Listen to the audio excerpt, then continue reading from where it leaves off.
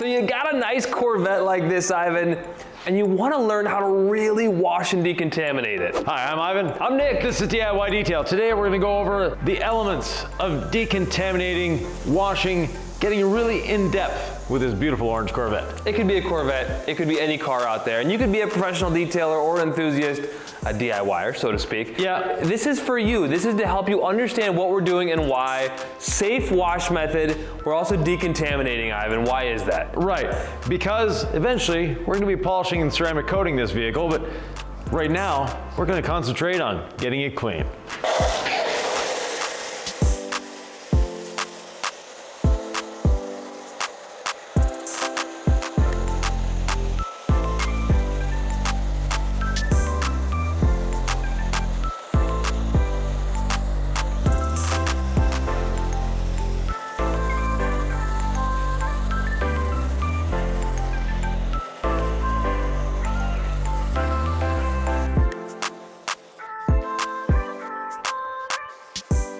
To call this a luxurious bath of foam would not be wrong. We have a good thick layer of credible suds sitting on here, taking down the dirt, bringing it down to the floor, and making it safer for us to do a contact wash. We call this the foam rinse foam method. Right. We do not take a pressure washer to dry paint. What we want to do first is work on getting that grit pulled down without us touching this paint. Every time you touch the paint with a wash sponge or with a wash mitt, you introduce scratch risk. You don't want to scratch the paint of this beautiful Corvette.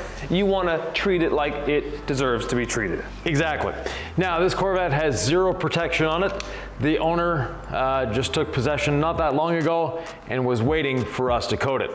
So it's as delivered from the factory. He's washed it once, he said, and we can see that the foam is doing its job. Now, of course, this isn't a dirty car. He hasn't been off-road mudding with it, but the principles apply no matter what vehicle you have. The foam rinse foam method definitely makes the car's paint a lot safer. And the question is, should you do this if you don't have a garage, if you're outside? Yes. Now, do it early in the morning, later in the evening, or later in the afternoon. Find a tree to park under. You can work something out that you're not doing it in direct sun. In a worst case scenario, do one half at a time. That makes sense.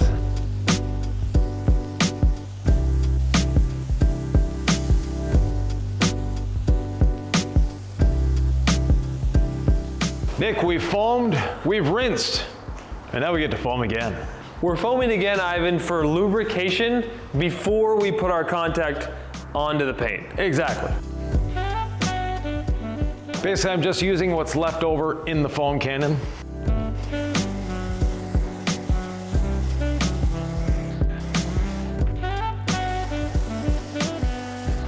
Nick, since we have a little bit left in the foam cannon, how about we do a foam volcano?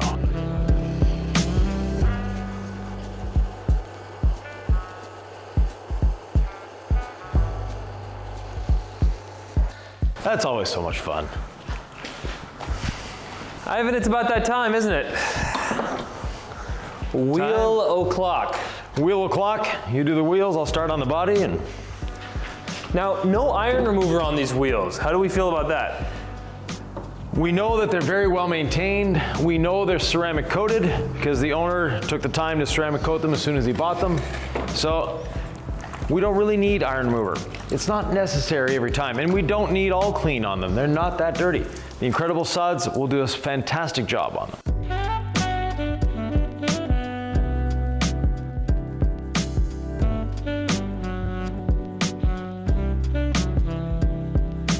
And the mitt is just gliding effortlessly over the vehicle. The Incredible Suds doing what it does so well, and that is cleaning, emulsifying, lubricating, and smelling like grapes. With wheels this nice, would you wash the wheel face with a microfiber towel? No, the flat tip nylon brush does a great job. Now you can if you want to, there's nothing wrong with that, but it's not a necessity. Basic wash instructions, start at the valve stem with wheels, and just work your way around clockwise, yeah? Exactly. You said that's a valuable way to teach employees. Sometimes it's nice to just keep it simple for us enthusiasts at home as well. I call myself an enthusiast, but this is my career, so I suppose I'm more than enthusiast. At heart, I have that beginner's mind, Yvan. Definitely. And we're here for you. If you have a beginner's experience level and you have questions, please comment down below. We're happy to answer what we can. Definitely, you know, one of the fun things about detailing is you're always learning. Doesn't matter how long you've been doing this, you're always learning. And if you think you know everything, you might want to move on.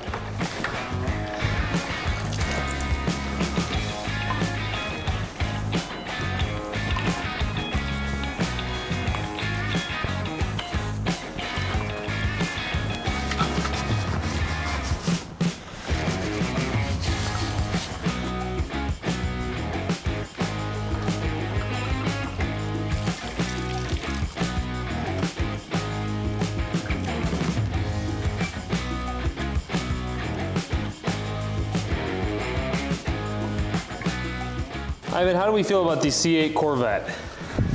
I think they're a great vehicle. We were on the inside doing an interior ceramic treatment, and I think it's a very, very comfortable, very impressive interior. Very impressive vehicle altogether. I can see why the owner is crazy about his car. Yeah, definitely. They're fun to drive. They're for good bang for the buck. I won't say they're inexpensive, but you get a lot of vehicle for your money. And they're fun to drive. These are nice wheels. Yeah, they are.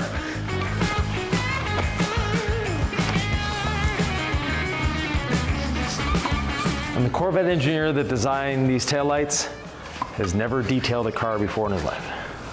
Why do you say that? They are three-dimensional to the extreme.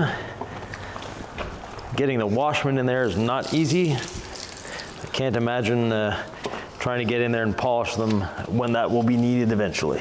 The reason I like to start at the valve stem, and thanks for that tip by the way, is when you say I'm going to start at midnight and go clockwise, sometimes you don't start at midnight.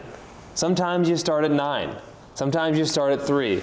The valve stem is the truth. It'll always be there. So if I just remember I start at the valve stem and I go clockwise around, it's just a way for me, let's say my kid's in the driveway or somebody calls or I just get distracted thinking about Incredible Suds and how good it smells. Boom, I know where I've been, Yvan. Exactly. The great thing about our wheel and body brush, it is so soft that after I do the rim face or the wheel face, I can actually do the tire as well. Now we're using a 2-bucket method here. We have a bucket on either side of the car.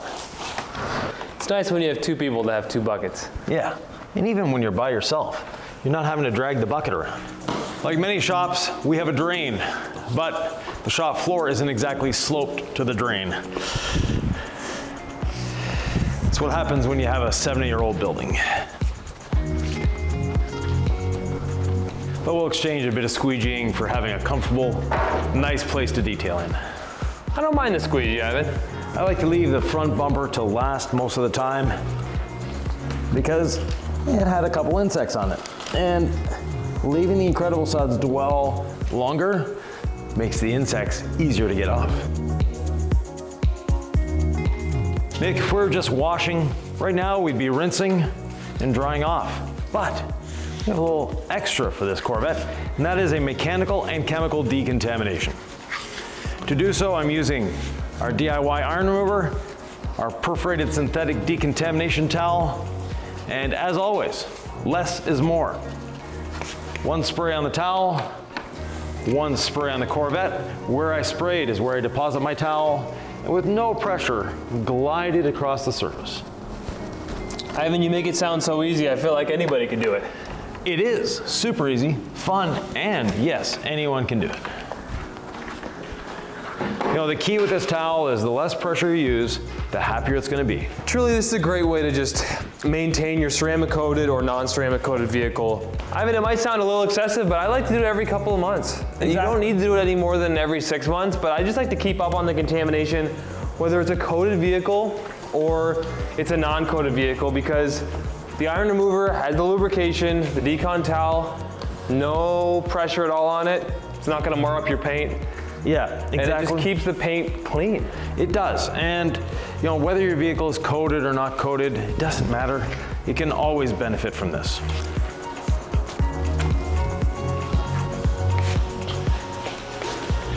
The lubrication of the incredible suds combined with the iron remover, again, makes it effortless. We're applying no pressure whatsoever, just gliding it along the surface. There's a pinstripe here on the hood, Ivan. Anything folks should know about washing that or just general care? Yeah, be careful on the edges more than anything else. Now, this one is a gloss, it's not a matte, so there's no real extra considerations to take. If it's a matte surface, you want to be careful, because if you do scratch it, you can't just polish it. How often do you flip the perforated synthetic decontamination towel in your hand? Every panel or so. And then redunk after you've hit 4 panels? Yep. I know that's what I do, but sometimes Ivan has his mysterious ways. We have a beautiful little Stingray back here, just hanging out on the boot lid, wanting to go on a nice long trip. Now the accents on this Corvette are a little different. They're a very shiny, highly metallic, deep black paint. Almost looks like a bass boat from the 70s. Not quite that loud, but not far off.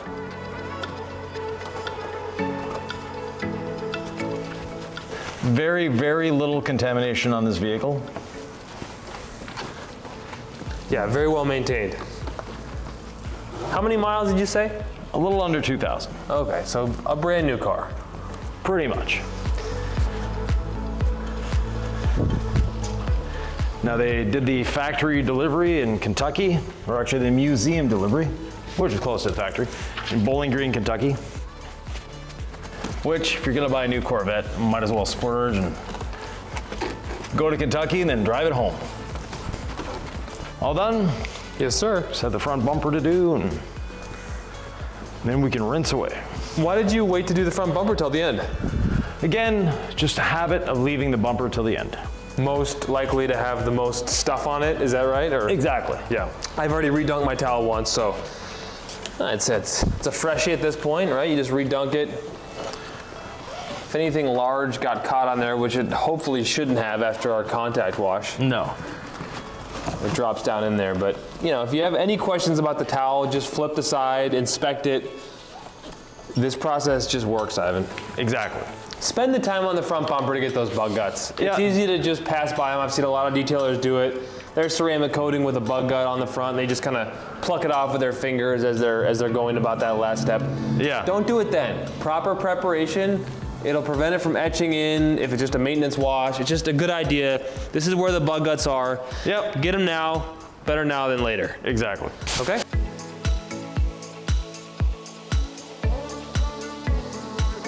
Unlike the coupe version, this convertible version, the water doesn't really get on the engine.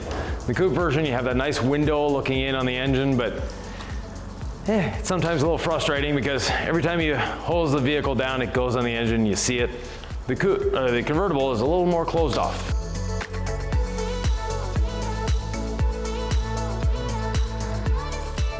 Now the wipers on this vehicle are rather exposed. A little trivia question. What generation of Corvette had hideaway wipers? That there was a panel right at the bottom of the windshield that would lift up to let the wipers go out. Do you remember? I do. I had one.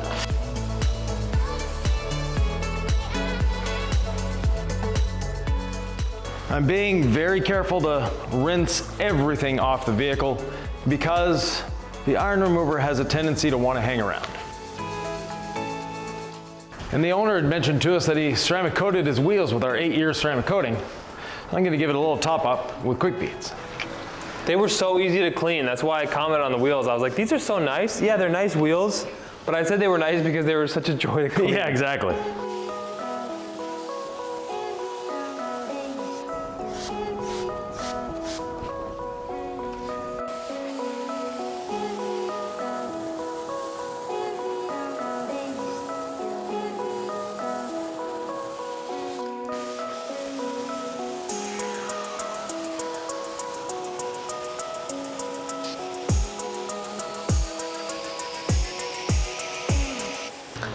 Now, Ivan, as I squeegee away, which I strangely have an affinity for, and don't ask me why, is there any harm in being quick with the rinsing off of quick beads?